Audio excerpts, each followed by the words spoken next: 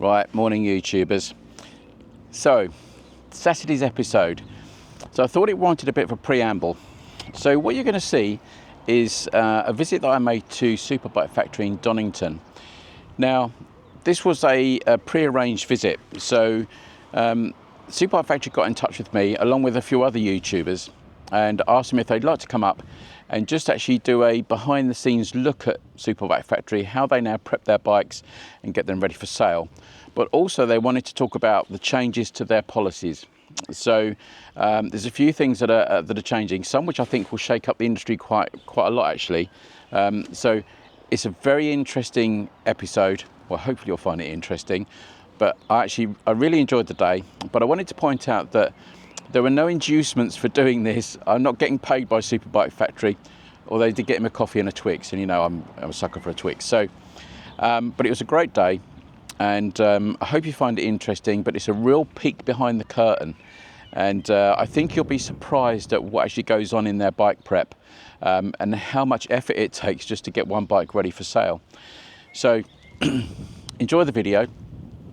It is a little bit long, but do watch to the end because there's some other things that I talk about the actual overall day, what my thoughts are, and just get an idea what your thoughts will be in the comments. And I will do a follow-up video probably on the Wednesday just to discuss the comments, because Superbike factories, you know, is quite divisive, isn't it?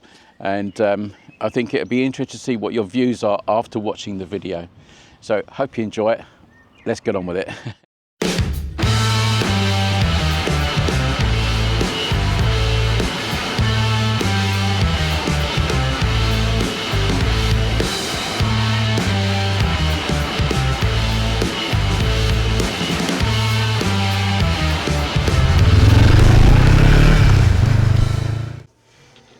Right, we are inside. So I'm with Lauren Cartwright. Yep. And I'm going to let her on introduce herself. But I've cajoled her into talking to me slightly different because there's some really interesting things going on here which I wasn't expecting. Yeah.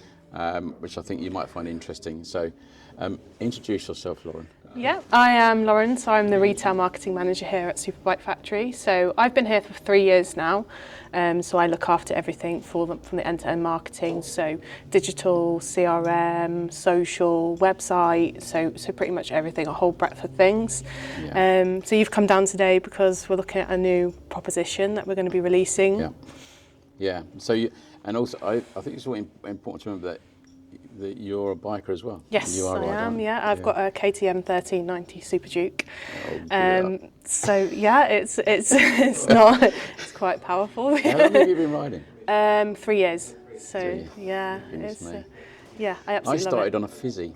No, it's not my first bike. No, no. I started on a Ducati Super Sport actually.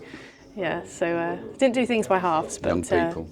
I think you've got all the safety systems now, haven't you? So you've kind of most of the people that watch my channel, we're all slightly old and decrepit, and we're going the other way now. We want something that has got no electricity connected to it at all. Yeah, no, I get that. Yeah. So the essence of today is that we're going to have a quick chat about what the changes you're making, which are really interesting, and I was quite shocked at. But also I'm gonna get to ride a very nice BMW R1250 because I've not actually ridden a BMW before, so I wanted to see what they were like. So if you're going to try them and get the biggest one you can find. And then we're going to follow that bike through the process of going around, aren't we? Yes, how it goes through the prep and all the rest of it, which is really interesting. Yeah, so you're going to see everything, so as if you were a customer. Yeah. So what happens when the bike comes in, how it goes through the workshop, when it gets photographed, and then ultimately when it comes out onto the retail floor and then is handed over to a customer. Yeah. So you're going to see all of that today. Yeah, great. So the thing what I wanted to talk, because as I said in my intro, this was going to be a little peek behind the curtain. Yep. And I was hoping, which I know you are going to do now, is sort of look at Superbike Factory and sort of where it started, where it is now, and address some of those things that, you know, you used a great word earlier, and I can't remember what it was because I'm old, Lauren, but it's sort of like some of the criticism and the sort of slightly bad publicity that back in the day that Superbike Factory had. Yeah. And how you've addressed that and how you've sort of looked into that. Because I think if you don't address that sort of criticism head on, it's difficult. You really got to sort of answer the critics, haven't you, really, and sort of do it. Yeah, I think it's very easy to look at us and think, you know, if you look at us specifically, it can be seem like, you know, it's all bad, but you know, we sell 15 to 1800 bikes a month, and there's everything from Aprilias, Ducatis, Hondas. You know, last year we sold 1100 different makes of models. So there's all different types of bikes that we sell, and obviously our workshop has to go through all different ones. And they're masters in everything rather than one specific brand. So with that, obviously has its challenges, and what you often find is, you know, one person will tell 20 people about a bad experience, but when you're selling such a volume of bikes, it's very easy to hear all of the noise. But you know, when we're selling so many bikes, we've got over 17,000 5-star Trustpilot reviews. You know, there's so many. Bad news travels quicker than good news, unfortunately. But you know, and some of it's probably, I dare say, a lot of it was, you know, genuine at the time. Isn't it? And that's the thing. It's not. We're not always talking about fake news, but it's actually then sort of taking ownership of that and then sort of looking exactly. at it. We're not going to admit that we've always been perfect. I think that part of this new proposition, which we're going to talk about, is, you know, admitting where we've got things wrong and what we're doing to change it. Because one of the main criticisms that and it's not just restricted to Superbike Factory, it's any dealership, is things like on the road costs and this sort of admin fee. And this is which I was quite shocked at. Was what you're doing with the admin fee then? What's going on? No more admin fee. No more admin fee. So admin fee has been completely removed. Because your admin fee, I'm going to need my glasses to look at it now, was £179. Was that across the board? Yeah. And that's now gone. Yeah, it's gone. So no more admin fee. And I think people will, I know we discussed this, that it's one of those things that just winds people up. Because you think you've got the price for the bike, and you've got to stick another couple of £100 on it, and you think, And if you're going to finance that as well, because I dare say you could finance that admin fee probably at the time of biking. It's great.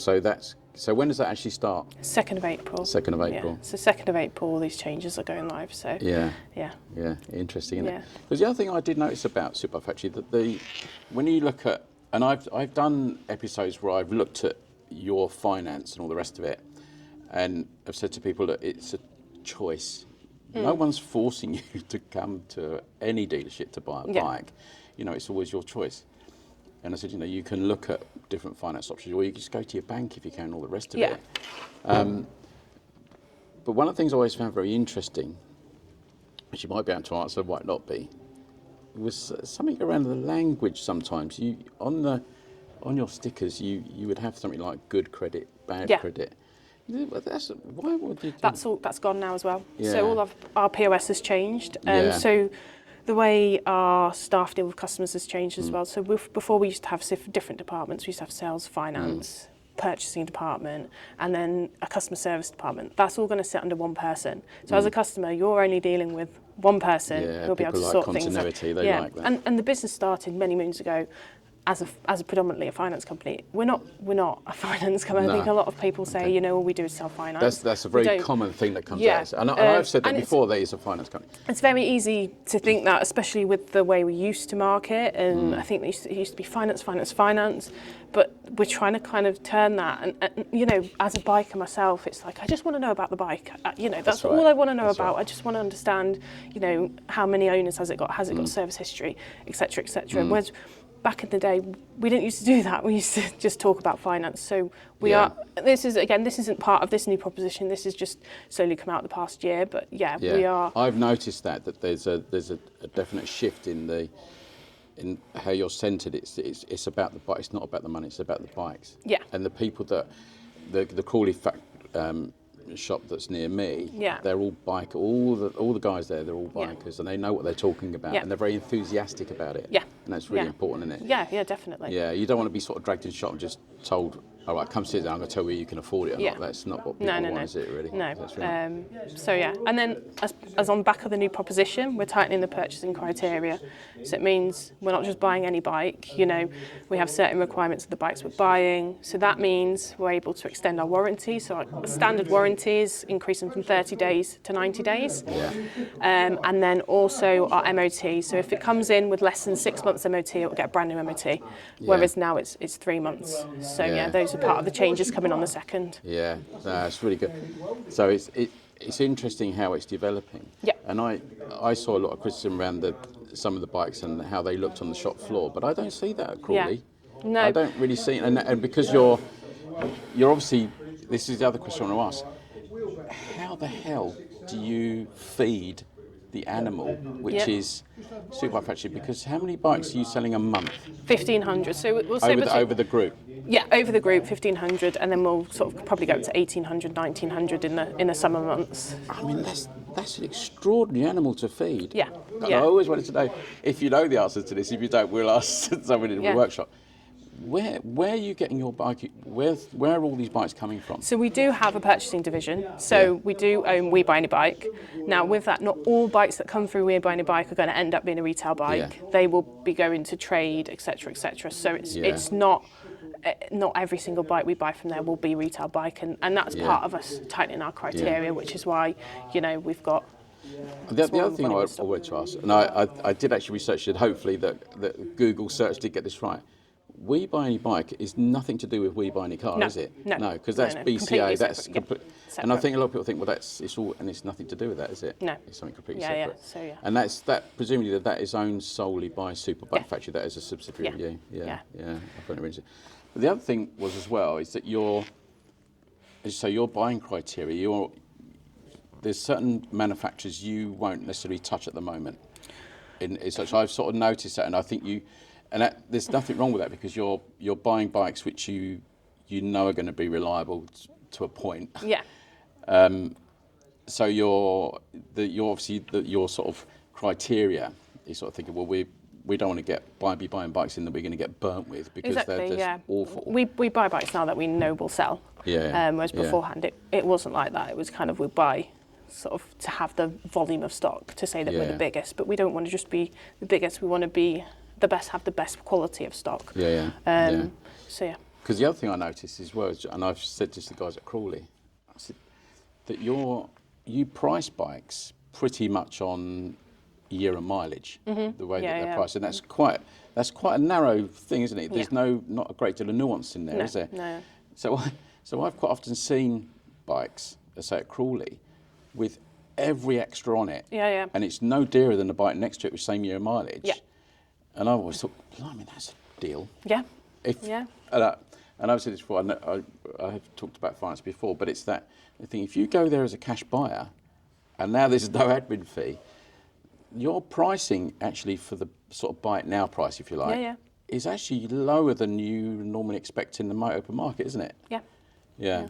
And is that consciously you're doing it, or is that your algorithm telling you this is what you It's a bit of both. So some bikes have to be manually priced, so we have a team that will manually price it. Some bikes are automated, but that part of our system is improving as well, because we know there's certain areas of it where it won't always give the correct valuation.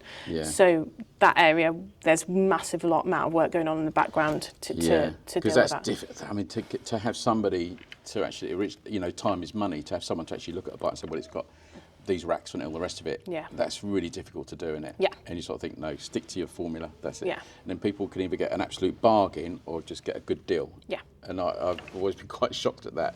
And I've looked around the bikes where I've done some of them, and I thought, blimey, this has got that. Do you know how much that cost? And all the rest of it. It's even just bags, because you can't really take all those bits off and try and sell them separate. It's just not worth the time and effort, is it? It's really surprising. Often if it comes with all the bits on, it'll stay with the bike. And one last question, because I've grilled you enough, because we do need to get on, was the labelling on the bikes as well. I've had people sort of say, oh, well, you don't have the sort of buy it now price. You've got a QR code in. So is there a particular... I assume the particular reason for that is that your pricing is, it's not quite right, but slightly dynamic. In that it's adjusted depending on... Exactly. And that's why. Because otherwise you've got to keep changing the sheet, haven't you? And then if you've got somewhere like here in Donnington, we've got 500 bikes, and then you've got dynamic pricing, the guys are having to go through, change the bikes. So it doesn't work, does it? And the bikes can come down in price as well, when you could see, like, it says it's £7,000 here, but I go on the website and it's £5,000, and it's one of them. So there was a decision that was made that we'd go to QR codes, which I understand. It's it can infuriate people, but showing that you're going to get the You get best used to it. possible price for your bike. Yeah. And on there, we talk about finance, but we've got a completely new calculator all integrated, so you can see the rates you're going to be offered. So it's from 9.9%, and then obviously you can amend your credit rating as well. Yeah. And you can do that all on your phone live. Yeah. Okay, yeah, no, and then you can just go on to the next bike. Yeah. So I do understand it can have its negatives, but Yeah, but it's like anything. If you're the first time you're going into a Superbike factory and that's what you're presented with, you don't know any different. So Yeah. eventually people. yeah, That. it's showing that yeah. you're going to get The only problem that you've the got price. is if you haven't got any signal on your phone. Yeah, we've got Wi-Fi in all of our stores as well. Oh, you So, have? yeah, we've got guest Wi-Fi. So Oh, okay. yeah, Fantastic. That's a yeah. good thing. Yeah. Right. So thank you for answering those questions. Yep. So what we're planning to do, so we're going to take the B&W through the process of it's just come in. Yep. It's going to go through the workshop. We're Yep. going to watch all that process Yep. until I get out and Yeah. wander around on the road. Yeah, exactly. And other things that have changed as well. We've partnered with Motul.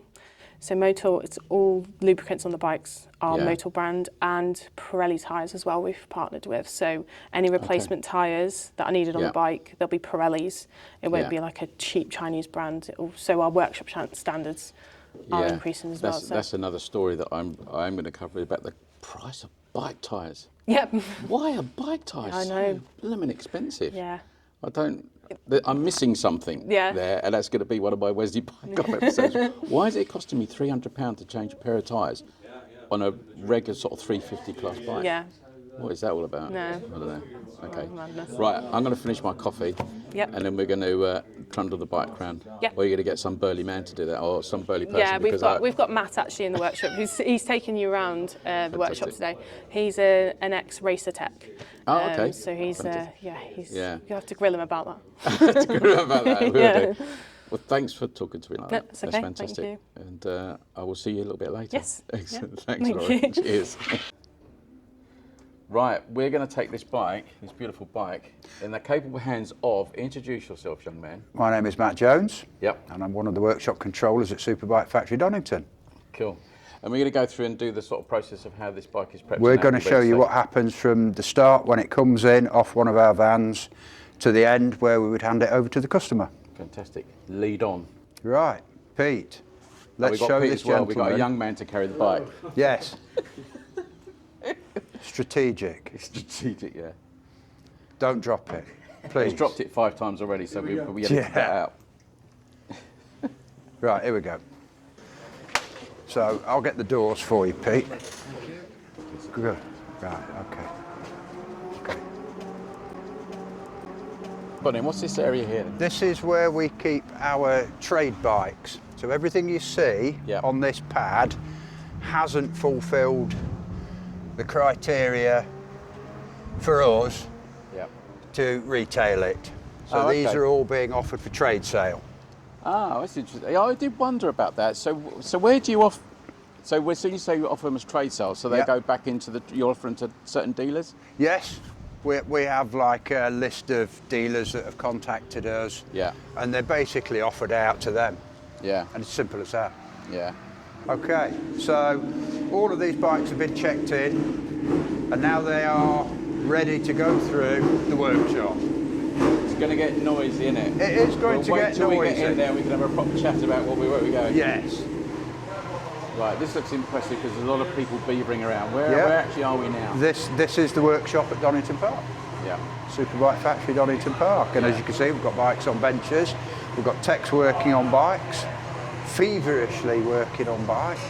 I was hoping that we'd have a tech that could get that bike on a bench so we could just give you a sort of an overview of what they look at Yeah. when the bike comes into Yeah. us. I'll just ask young Ben, see if he Okay. can get it on the bench. So we've got the bike. So the GS is now on the bench. Yes. And what are we going to do next? Ben's just going to give you a brief overview of some of the checks that we do Yeah. on what we call the internal. Yeah. And then I think probably best if you let Ben try and explain some of that. Afternoon. No, is it morning? No, still morning, isn't it? Morning, Ben. Morning, yes. So what's your part in the process then? So, first things first, we'll always check our oil levels before Yeah. we're on the bikes. So I can see this one we're perfectly good. The oil's a nice colour, we're not too dark, we're not overfilled, we're at the right level. We'll also check coolant levels. So I believe, so I can see the coolant level. Oh yeah, it's just maybe up there. We're between min and max, so we're spot on. So we'll jack it up. Oh, it's good. You've got to be pretty conversant in pretty much every make you can think of, isn't it? That's the thing, isn't it? I think that's one of the Quirks nice and odd things things. for younger techs at Superbike factories. They get to work on about everything that there is out there. Yeah. Rather than just a main dealer where you only sort of work on 1 or 2 brands. So it's good for their development. Yeah. So for this one, because we're on the centre stand, we'll start on the back end of the bike. So I'm going to check through the rims, the tyres. So I'm going to check around the sidewall of the tyre, check for any sort of cracking or bubbling in the tyre. Then we'll also check the tread. I can visibly see the tread depth is over 2 mil. Yeah. I do have a tread depth gauge, but I know this Does this one. go on like a check sheet? We have an electronic system, Yeah. so we'll check everything on. Yeah. So brake pads, they're all good. We're above 2 mil on them. Then I'm going to check for any sort of buckles in the wheel. We also want to make sure everything's nice and secure. So all our pegs have clips around them so they're not going anywhere. Everything, it's all good. This sort of check's so critical, though, isn't it? Because at the end of the day, you know, not saying that people are unscrupulous, but they will out a bike to a dealer that might have issues in it, and you've got to be on it. Well, that's the thing. The number of bikes that we see come through, we have to be pretty vigilant on what you've we're got to picking be. up. Yeah. So a normal check like this, how long would you? Is it?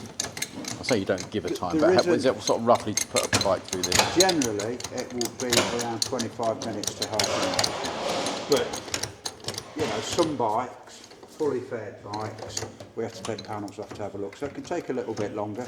Yeah. Obviously, if you've got a naked bike, something like that, Yeah. something like this, might be a little bit quicker. Yeah. But generally, Yeah.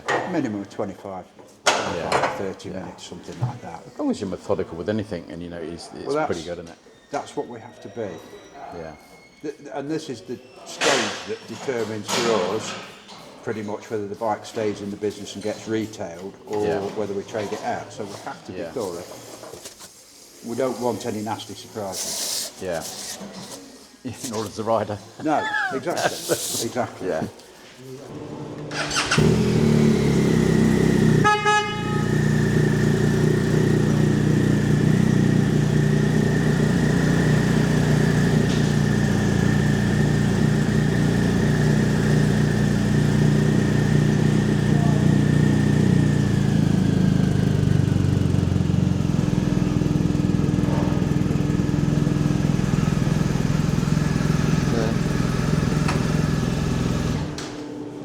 Lovely.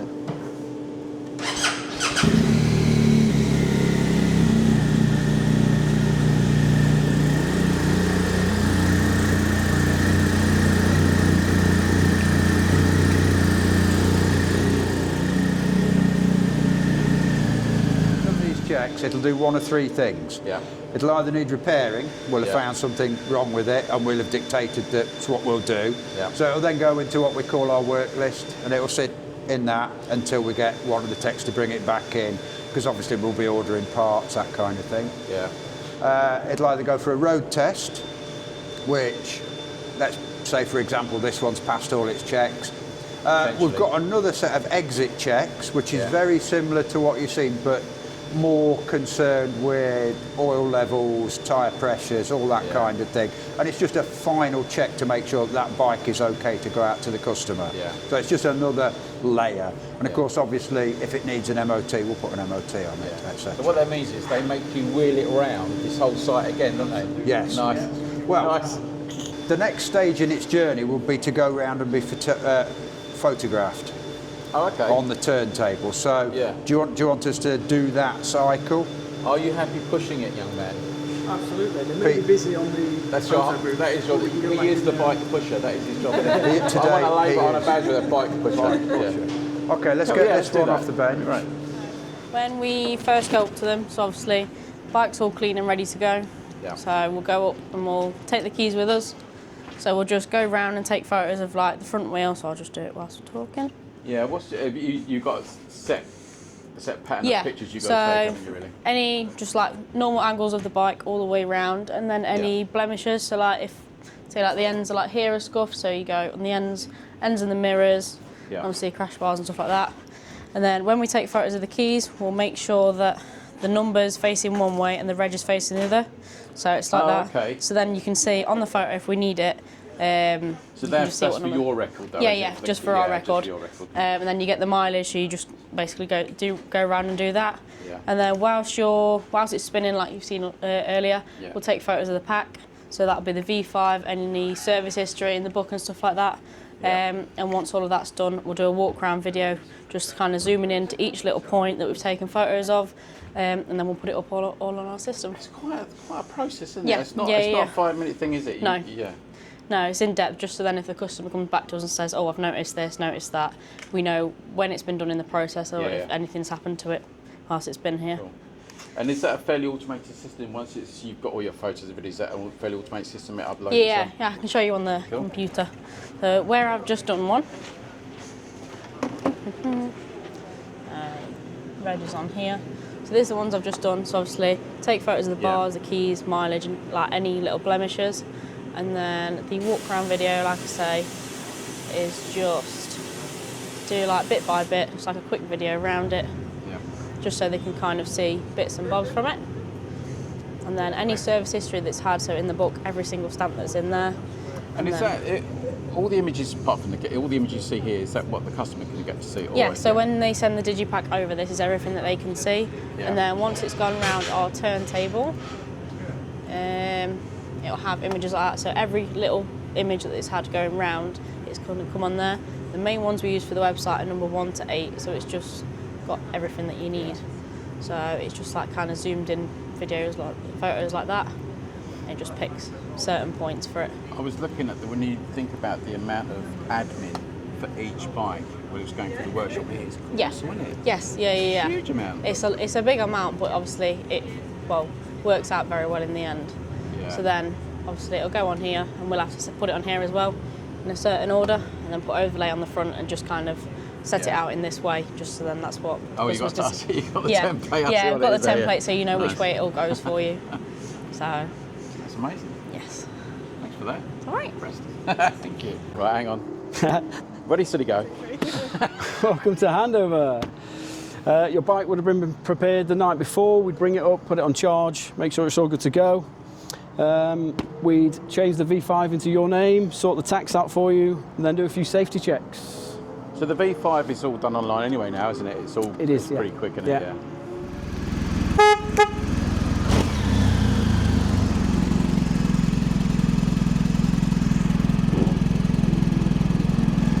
Lovely. The heated grips are working as well. So presumably the additional checks at this point is because it might have been sitting on the shop floor for X amount of time, and it's just to make sure that nothing's, no one's grabbed anything as they walk past it or anything. Final check before the customer gets the Yeah, we do the checks at every stage as well. Yeah. And it's at this point that you get the garland of roses and the... Is that what it is? Yeah. Fantastic. Brilliant. And that's it. So all of that process, which takes quite a long time, really, isn't it? And I just don't think people realise how much it takes to prep a bike properly. People will not realise quite how it takes. No. I think it's quite impressive, really. Fantastic. Well, thanks to all of you for doing that. Thank you very much. All of you here, you've all played your little part today, haven't you? Even Lauren didn't want to be. It's really good. And I get to do the good bit, which is go for a ride. You get to ride it, yeah. I've no idea where I am, but I've got to go for a ride somewhere. So, what did you think? Superbike Factory. So, it was a big peek behind the curtain, wasn't it? Blimey. I hadn't realised, how big an operation that is. And the processes to go through. And with the changes that they're making in terms of, no admin fees, it's like they've listened to, the criticism, and they've sort of taken all that on board.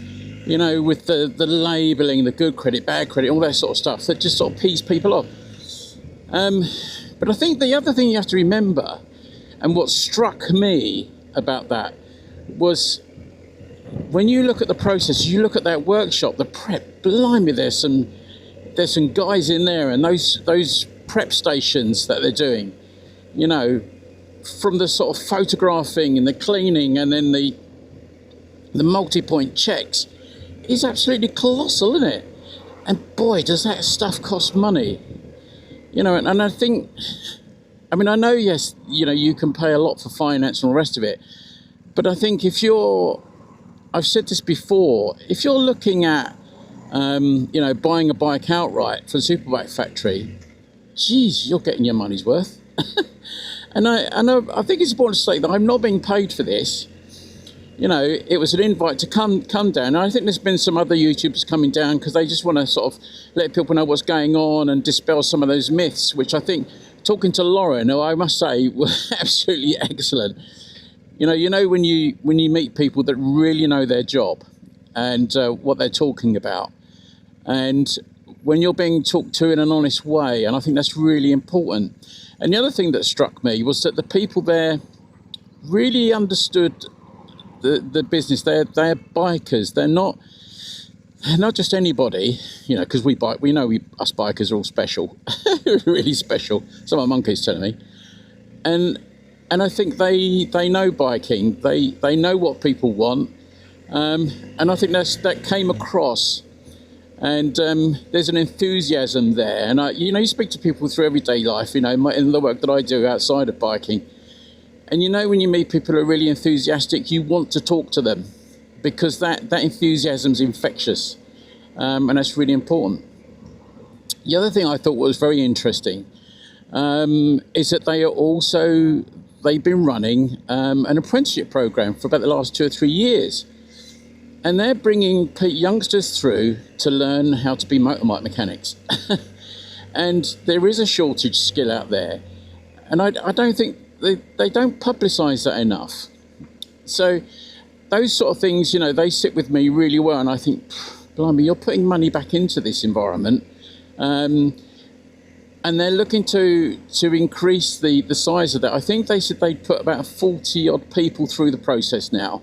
Through the thing, and they're 2 or 3 year apprenticeships. You know, you can't knock that. And as I've said before, those things cost money. They get nothing back in the first probably couple of years because those guys' productivity will be zero, really, until they start going out and, you know, to do the stuff as a full-time job. And I think that's really important. So did I see things that I wasn't expected? Yes, I think I saw a lot of things I wasn't expecting. I think the impression of companies like Superbike Factory, and when you're turning over that many motorcycles, is that it's a case of, you know, the bike comes in, they throw it for a jet wash and stick it on the shop floor. That's not the case. That's really not the case there. And I implore anybody to go and have a look and see what they're doing at these places. They've taken on board the criticism in which they've historically had, and they're putting it right. And I think they are doing it right. And there's also with their selection of bikes, you know, what they're taking in, they're being more selective about the bikes. You're not going to start seeing those sort of scrappy bikes on the shop floor. They go back into the trade, so they're offer out to the trade. And those are the sort of bikes that come in, I suppose, you know, as part exchanges and stuff like that just don't meet the criteria. And the criteria is quite strict. I think it's anything over 20,000 miles and 5 years old. So I might get corrected in that, but I'm pretty sure that's what it was. And, you know, they're not taking that stuff. So, yeah, quite impressive, isn't it, really? So, yeah, hats off to Superbike Factory. Whether I get any criticism for that or not, I have no idea, but I'm going where I have no idea where I am. And I have selected, they said, you know, well, would you like to take a bike out? I said, oh yes, I'd love to take a GS out. I've never been on a GS, and I've taken out the tallest GS known to man. I'm sort of tippy toes on this thing. But anyway, thanks to the guys there. Thanks to Lauren for putting up with me and letting me in a nice way, badgering her into answering some of those questions, removing some of those myths which are there. And she didn't have to do that, but she was very open about it, and that was very kind of her to do that. So thanks for that, and I hope you enjoyed the video. And it's probably been a little bit longer than I normally do, because there was an awful lot to cover. But yeah, I will see you in the next one. I'm going to go and enjoy riding this GS, which I've never ridden before, and it's actually really rather nice, but it is a bit tall. And I will be doing a chat about this. So see you next time, everybody. Right, look after yourselves, and please ride safe.